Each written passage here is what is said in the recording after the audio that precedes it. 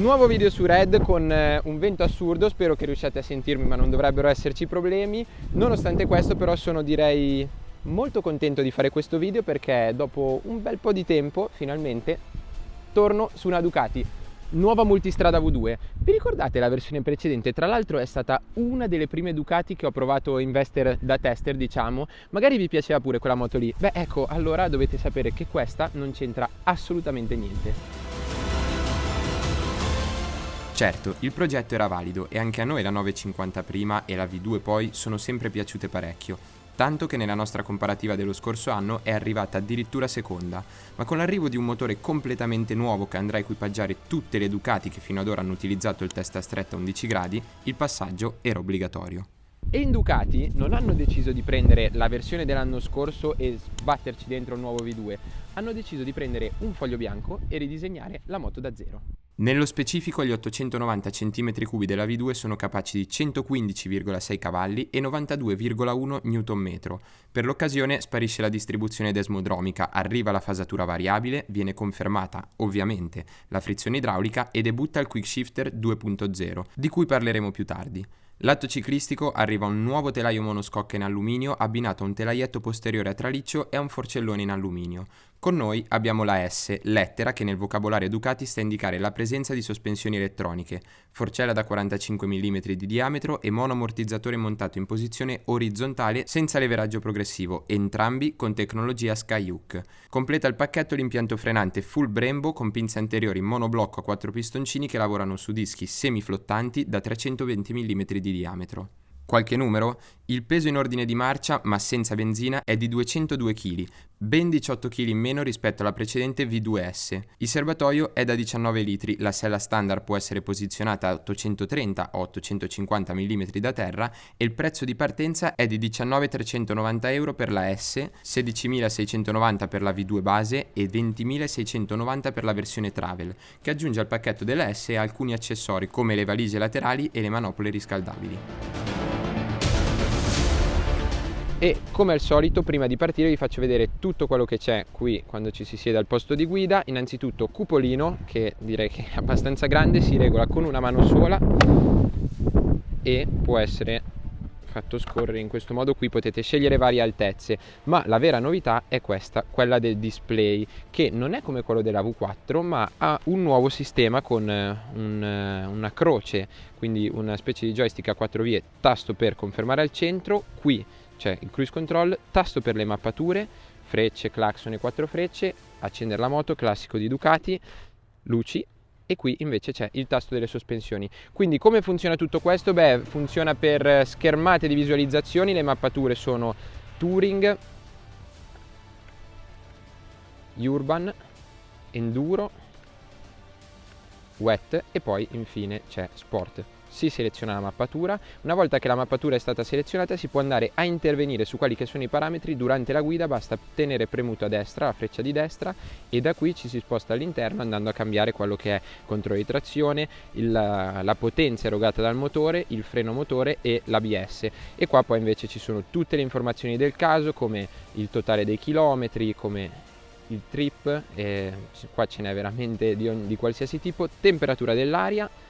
Qui c'è la benzina, contagiri,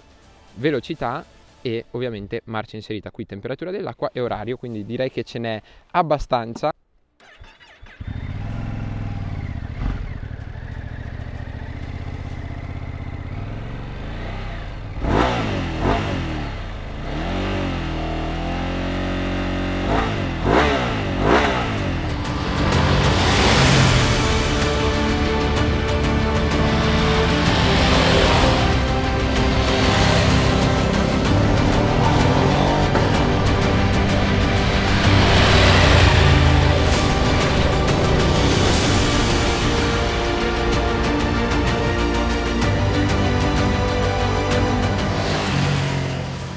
Allora, ci siamo appena fermati da un pezzo di guidato come si deve e la prima cosa che mi viene da dire, la prima domanda che mi viene da pormi è: nel 2025 a cosa possa servire una naked o peggio ancora una super sportiva quando ci sono delle adventure, delle max enduro così, perché i ritmi che si possono tenere sono abbastanza importanti e a livello del divertimento non è affatto male. Comunque adesso ripartiamo e dopo vi racconto tutto nel dettaglio. Andiamo.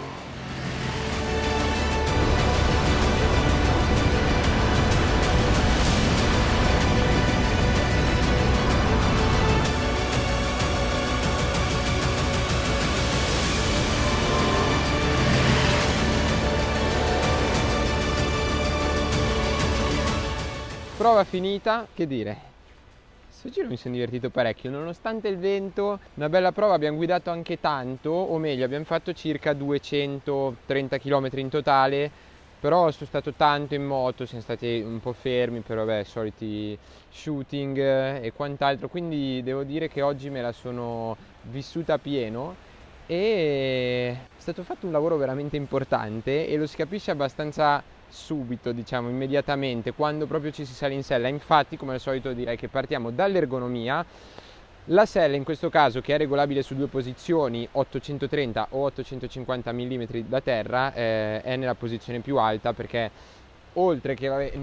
non ho problemi a toccare a terra, come vedete anche tocco con 850, tocco con entrambi i piedi, anche ginocchia un po' piegate, le pedane mi danno fastidio se vado a mettere giù il piede proprio dritto, ma se invece vado a posizionarlo appena davanti, la gamba appena davanti la pedana, allora nessun tipo di problema. Detto questo, dicevo, mi piace guidarla con la sella alta, l'ho provata anche con la sella bassa, ma in posizione un po' più rialzata, allora si va proprio a dominare la moto, si è seduti sopra e non si è dentro, cosa che succedeva con la vecchia V2. Beh, in questo caso non succede, si è proprio messi sopra la moto, il manubrio è nella posizione giusta, tra l'altro ho anche una buona distanza tra sella e pedane, quindi non ho le gambe troppo piegate. La cosa che mi ha colpito, che devo dire mi piace particolarmente di questa moto, è che ci sali in sella e la triangolazione sella pedane manubrio è giusta, lo spazio vitale per uno alto 1,80 m come me è più che sufficiente, sono molto comodo sulla moto, mi viene voglia di starci tanto tempo in sella e anche quando dopo che ci sono stato tanto tempo in sella posso dire che non ho avuto nessun tipo di problema, fastidio particolare dato da contatti fastidiosi o qualcosa in posizione errata, ma soprattutto dopo che mi sento così a mio agio, così su una moto da viaggio, una moto grande tra virgolette, a misura di persone alte come me, quello che mi vedo intorno invece è una moto molto piccola, molto contenuta nelle dimensioni, la zona di calzata qui è molto stretta, peraltro non abbiamo fatto fuori strada, anche se mi piacerebbe portarcela perché secondo me può funzionare bene, particolarmente bene, a sensazione posso dirvi che comunque in piedi in questa zona qui la moto è bella stretta, non ci sono punti di contatto fastidioso, le pedane sono in un'ottima posizione, non sono troppo avanzate, forse sono un filo alte, però sono belle indietro, quindi riesco ad avere la giusta posizione dei piedi, il manubrio si può ruotare un po' in avanti e come altezza ci siamo. Quello che mi ritrovo dopo aver trovato una posizione di guida da moto grande, passatemi il termine, è una moto molto compatta alla vista come sensazione, una moto tra virgolette rastremata senza avere serbatoio troppo grosso, il manubrio è della larghezza giusta, non c'è niente che vada ad ostacolarmi la visuale, qua si allarga un pochino sul serbatoio quando ci si siede in questa zona qui, però poca roba, e questa sensazione mi dà l'idea di avere in mano una moto facile, con la quale ci giochi tanto, svelta nei cambi di direzione, cose che poi peraltro in realtà si confermano durante la guida, ma il primo impatto che viene dato secondo me è molto importante, anche il fatto di non avere nessun elemento che possa disturbare la vista quando si va in piega. Questo per me è una cosa molto importante, mi ci siedo sopra, mi sembra più una sport touring che una adventure, max enduro, chiamatela come volete. Quindi da questo punto di vista devo dire che il lavoro che è stato fatto è eccellente, perché fare meglio di così a livello anche proprio visivo, di percezione, è veramente difficile. Tornavo ai dettagli, cosa che mi è piaciuta molto, le pedane non sono tanto larghe, però si trovano bene, ci si riesce ad appoggiare bene il piede, ma la cosa che mi è piaciuta tanto è che anche quando si guida in punta non si va mai a toccare la pedana del passeggero. Io ho un 43 con gli stivali Adventure, su molte moto, su molte Adventure anche, mi capita di andare, soprattutto quando sono in piedi poi, ma anche da seduto, andare a toccare col tallone la pedana del passeggero in questa zona è una cosa che mi dà molto fastidio, che quando si va fuori strada è pericolosa, e soprattutto che quando invece si viaggia in due va a creare fastidi non solo a chi guida ma anche a chi sta dietro, rendendo tutto un po' più scomodo. Passeggero, la porzione di sella che c'è a disposizione è molto buona, lo schiumato mi sono provato a sedere prima, non è affatto male, però è difficile da dire così sedendocisi un attimo. Bella la sella perché ha questo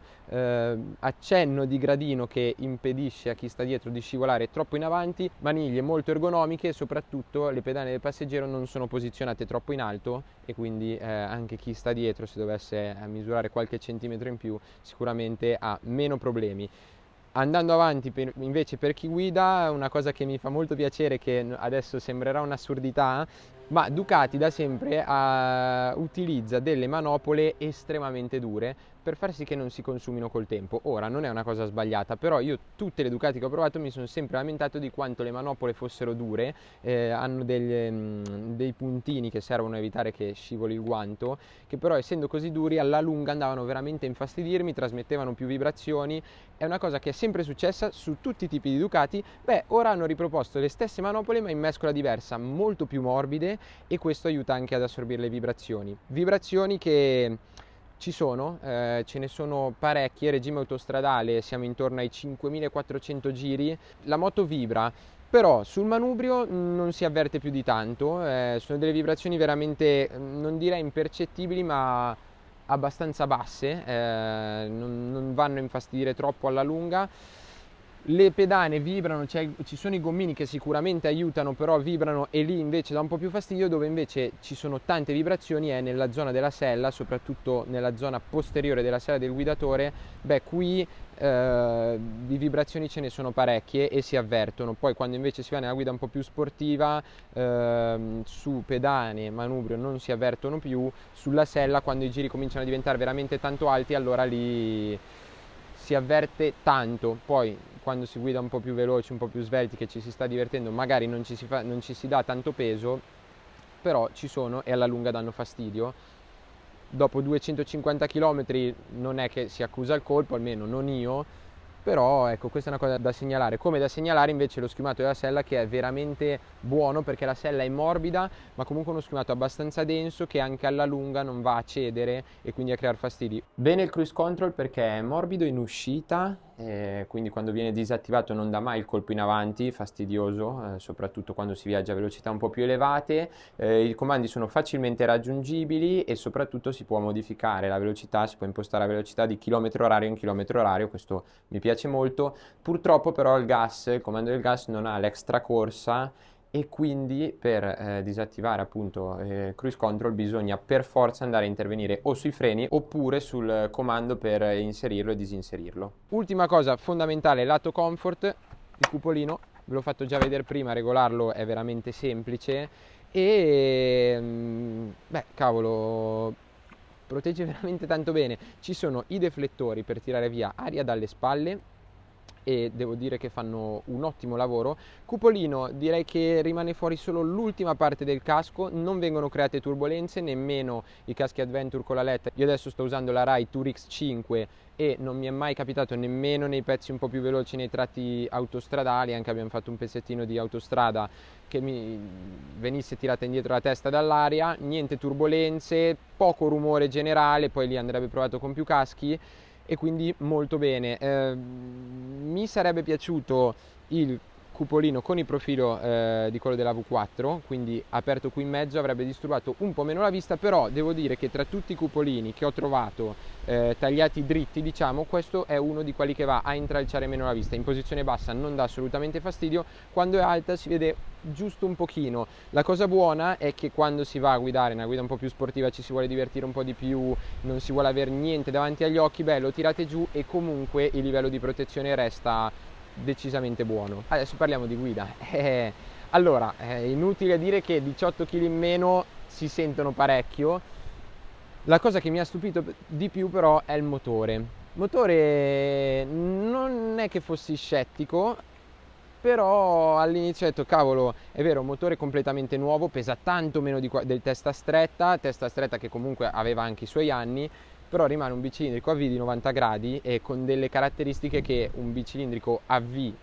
di 90 gradi in questo caso ha imprescindibili, direi, come ad esempio difficoltà ai bassi regimi a tenere la marcia un po' più lunga, quando si va proprio a passeggio non si ha voglia di continuare a scalare, magari quando si deve tenere la quinta a 50 all'ora, lì la moto comincia a tossire, la catena comincia a sbattere, cosa che peraltro succedeva tanto sulla precedente serie multistrada V2 9,5. Mi sono dovuto ricredere in realtà, perché il lavoro che è stato fatto è veramente, direi, quasi impressionante, perché a 50 all'ora si riesce a mettere la sesta, viaggiare con un filo di gas. Chiaro, se andate a ribaltare la manopola, girarla completamente, un bicilindrico in linea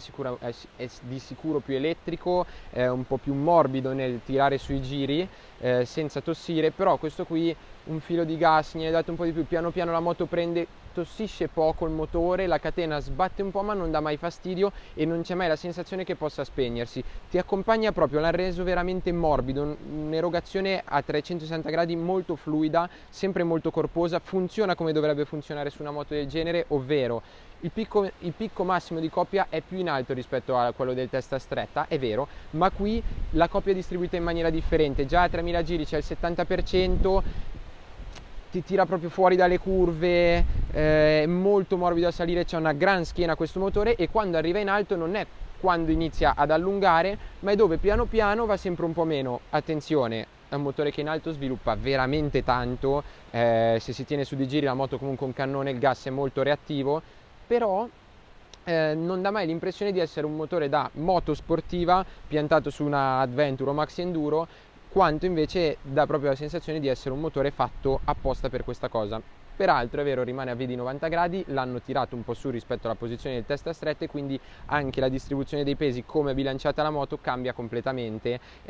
Qui l'avantreno resta molto più scarico, non significa che la moto è meno stabile, perché la moto è parecchio stabile, però rimane più scarica davanti, quindi meno peso, una guida più svelta, e adesso ci arriviamo. Concludo, lato motore con la frizione, che secondo me è l'unico vero punto debole, perché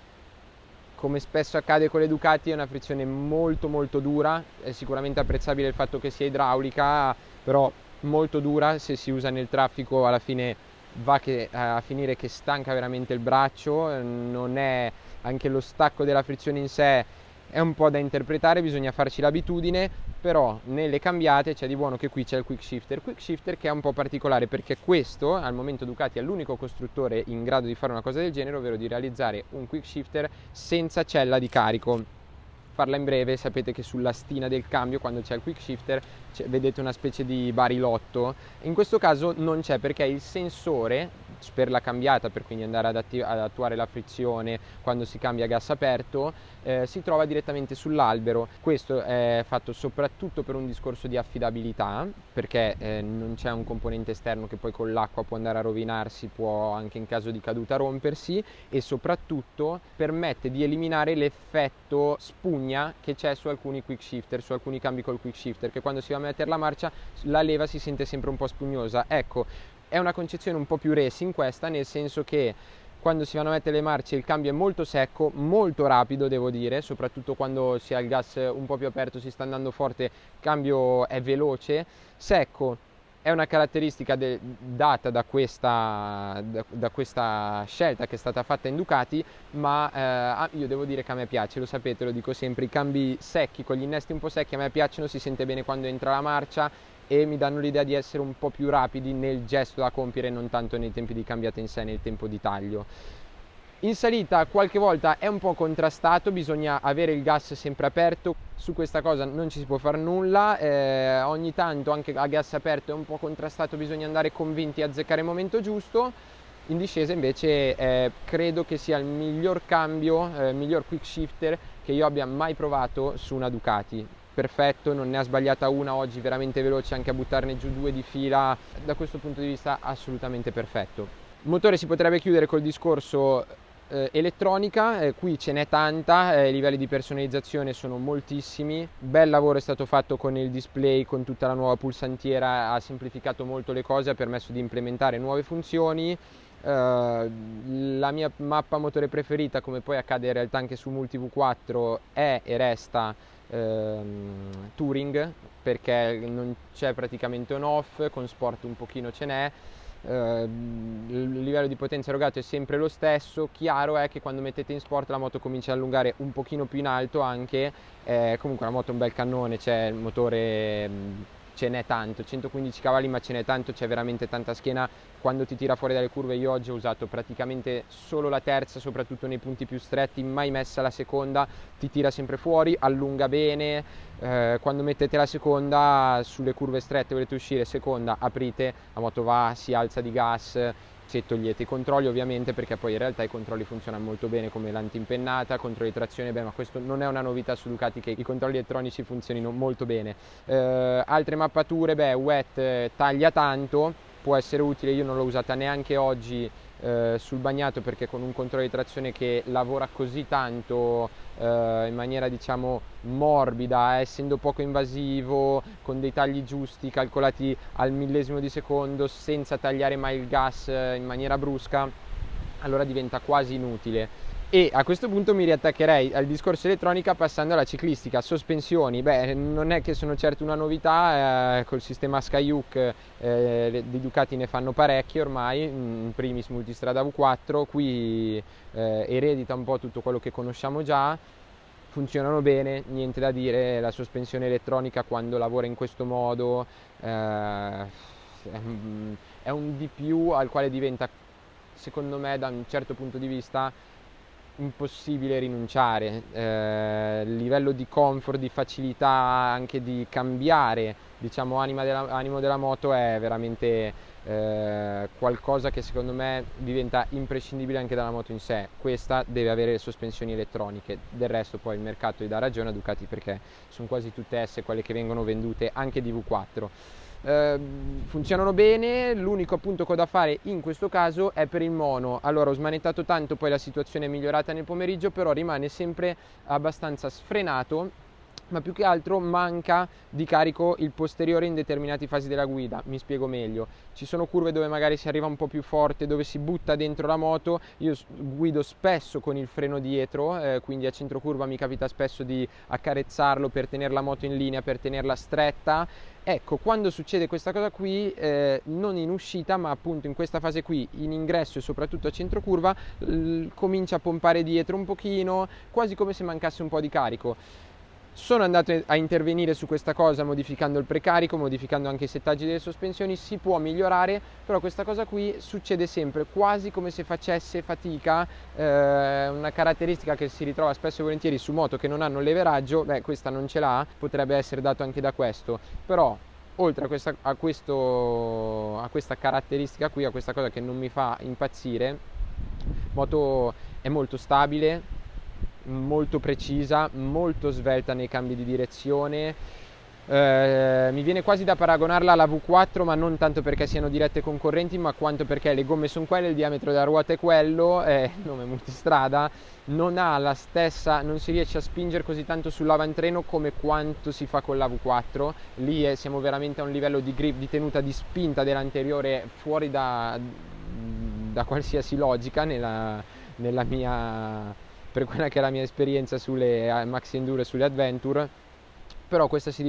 difende bene. Allora, l'accoppiata Scorpion Trail 2, in generale Pirelli, Ducati, si sa che sviluppano in maniera abbastanza stretta, legata, le due cose, i due prodotti. Però questa gomma qui, quando è nuova, diciamo entro i 5.000 km, è eccezionale. Le strade oggi erano belle, ma abbiamo trovato anche strade meno belle, soprattutto anche il bagnato, e vi posso dire che la dinamica di guida è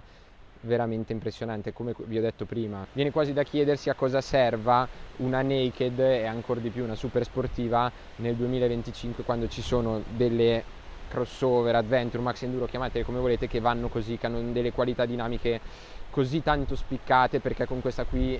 in particolare devo dire che è una buona rappresentante della causa. Nel guidato ci si diverte, si riesce ad andare veramente a un ritmo spaventoso, con una sicurezza molto molto alta, sia data dalla posizione di guida ma anche proprio da come lavorano tutte le componenti insieme, l'elettronica, le possibilità di divertirsi e di dar la paga anche a moto un po' più sportive sono particolarmente alte. Comunque a livello dinamico molto molto bene. Mi rimane da trattare il tema freni. Qui secondo me si è fatto invece uno step indietro, perché ci ricordiamo tutti, io in primis l'avevo detto sia sulla Multi V2 e sulla prima Multi V4, freno posteriore, soprattutto il comando, non rendeva giustizia alla tipologia di moto e andava a un po' sacrificare tutto il buono che è stato fatto in altre aree, no? Quindi pedale molto in basso, poco mordente, cosa che alla fine succede anche qui, non tanto quanto sulla precedente V2 e non tanto quanto sulla prima V4, però io avrei fatto 31 mettendo il freno posteriore, il comando del freno posteriore che c'è adesso su multistrada V4, per avere un freno più consistente, con più mordente, soprattutto quando si va a toccare, in una posizione meno impegnativa per andarla a cercare, quindi meno bassa. È vero, si può alzare un po', però è proprio l'idea che c'è che a me non fa impazzire, che va un po' a sacrificare anche la dinamica di guida, soprattutto per come si guida una moto del genere. Detto questo, potenza alla fine ce n'è abbastanza, mi piacerebbe averne un po' di più. Questa caratteristica, unita al fatto che comunque dietro in alcuni frangenti della guida manca un po' di carico, tende a pompare un po' il mono, si scarica tanto il posteriore, fa intervenire tanto l'ABS che poi di conseguenza allunga un po' una frenata. È un buon ABS come siamo abituati ad avere su Ducati, perché da questo punto di vista niente da dire, non è un ABS che vi lascia senza freno, continua a rallentare la moto, continua a frenare, però sapete benissimo anche voi che una frenata dove non entra l'ABS è sicuramente più efficace sull'asciutto in condizioni di guida normali rispetto a una dove non entra. Per quanto riguarda il freno anteriore invece c'è chi ha detto che potrebbe essere un po' troppo aggressivo il mordente all'inizio, il bite, chiamiamolo mordente perché visto che non vi va bene neanche quando usiamo qualche inglesismo, solo ad alcuni, quindi qualcuno ha accusato questa cosa. Io devo dire che a me non ha dato per niente fastidio, e per un utilizzo stradale un freno anteriore che è quasi da lode, potenza ce n'è una quantità infinita, molto molto modulabile, anche la forma della leva, come è fatta, come è arrotondata, meglio di così per me non poteva essere, o forse si poteva fare giusto qualcosina in più, ma stiamo veramente parlando di un livello molto molto alto. ABS davanti invece funziona alla grande, anche su fondi molto scivolosi. Oggi sono riuscito a provarlo un po', anche quando ci sono le strisce pedonali, proprio quando sono lucide, funziona alla grandissima. Lo prendete con 4 dita, tirate tutta la leva e state tranquilli che la ruota avanti non si chiude e che la moto continua a frenare, a rallentare, direi anche con una certa potenza. Penso di avervi detto tutto, sarà stato un commento finale credo molto molto lungo. Sound motore, ve l'ho fatto sentire prima, secondo me la moto non canta affatto male, scelta anche di avere un V2, questo sicuramente paga in senso positivo. Calore, ci ho pensato fino all'ultimo se parlarvene o meno. Oggi siamo andati dai 4, purtroppo per me, fino ai 20 gradi circa, forse qualcosa meno. Io non ho avvertito particolare calore neanche quando andavamo più piano. Sicuramente d'estate, soprattutto quando ci si ferma al semaforo, di caldo ne verrà su, perché qua comunque c'è un cilindro, perciò c'è poco da fare, non è che si possono fare miracoli. Però non mi è sembrata particolarmente calda, o meno, mi è sembrata meno calda sicuramente della V2 precedente, questo senza ombra di dubbio. A me piacerebbe farci un 1000 km anche per capire con il passeggero come si comporta questa moto, portarla, perché no, in fuoristrada, magari non troppo estremo, però andare a vedere un po' come si comporta, perché ve l'ho detto, l'ergonomia mi convince, le sospensioni so che comunque funzionano bene. Arrivati a questo punto, fatemi sapere qui sotto nei commenti, mentre passano le altre Multi V2 dietro di me, che cosa ne pensate, se volete approfondire qualche tema, avete qualche domanda nello specifico. Comunque siamo in presentazione, i tempi sono molto tirati, io cerco di parlarvi di tutto quello che mi segno, di tutto quello che mi ricordo, e poi magari qualcosina mi scappa, quindi non fatevi problemi, domande qui sotto nei commenti, io come al solito sapete che sono a vostra disposizione. A questo punto direi che ci vediamo al 1000 km, al Road o a una prova più completa che faremo di questa moto, perché secondo me la merita, e anche provarla con le ruote a raggi, e poi ci vediamo molto prima al prossimo video.